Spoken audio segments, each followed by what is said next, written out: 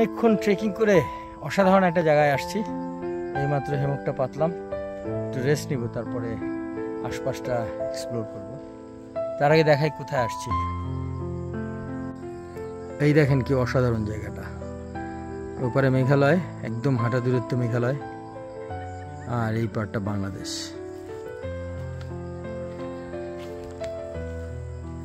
ছোট্ট একটা নদী যেটা পাহাড়ি ঝর্ণা থেকে তৈরি, মেঘালয় থেকে এসে বাংলাদেশে মিশেছে।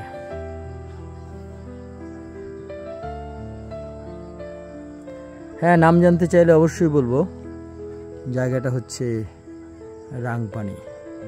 কষ্ট করে একটু খুঁজে নেবেন রাংপানি সিলেটের কোথায়। Bye bye. আমার হেমুকের শান্তি নষ্ট করতে এরা চলে আসছে দেখেন। তো এখন আমাকে পালাতে হবে।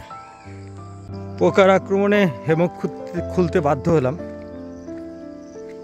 এখন আপনাদের জন্য সুবিধা দেখতে পাবেন। আর একটু কিছু জিনিস এক্সপ্লোর করি। আমরা একদম বর্ডারের কাছে যাওয়ার চেষ্টা করি, দেখি।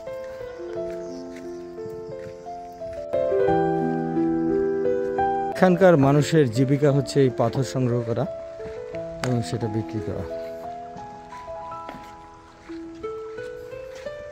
রাংপানি কিন্তু একসময় খুব বড় পর্যটন কেন্দ্র ছিল। 90s পর্যন্ত এখানে মুভি শুটিং টুটিং হতো। জাফলংয়ের অল্টারনেটিভ এটাই ছিল।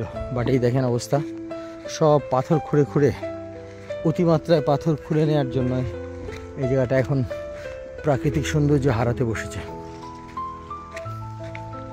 পানির স্থানীয় কিছু বাড়িতে আমি গিয়েছিলাম, সেখানে যেটা দেখলাম তারা বাড়ির উঠানের মধ্যে থেকেও পাথর খুঁড়ে খুঁড়ে বিক্রি করে দিয়েছে।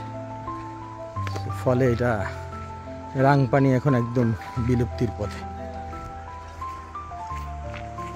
কি অবস্থা! এই গর্তগুলো কিন্তু গর্ত না, এখানেই পাথর ছিল, খুঁড়ে খুঁড়ে পাথরগুলো বের করে ফেলছে। ফলে এখানে পানি প্রবাহ থেকে শুরু করে অন্যান্য সব সৌন্দর্য হারানোর পথে এই যে চলছে এই ধ্বংসযজ্ঞের কাজ। একটু নিরিবিলি থাকলে পানির আওয়াজ পাওয়া যায়। আমি একটু দেখি পাই কিনা পানির আওয়াজ।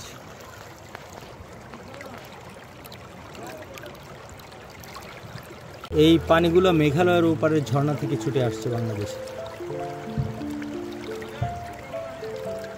তো রাংপানি থেকে আজকের মতো যতটুকু পেরেছি আপনাদের দেখাতে। আবার অন্য একটা স্পটে দেখা হবে। Bye bye.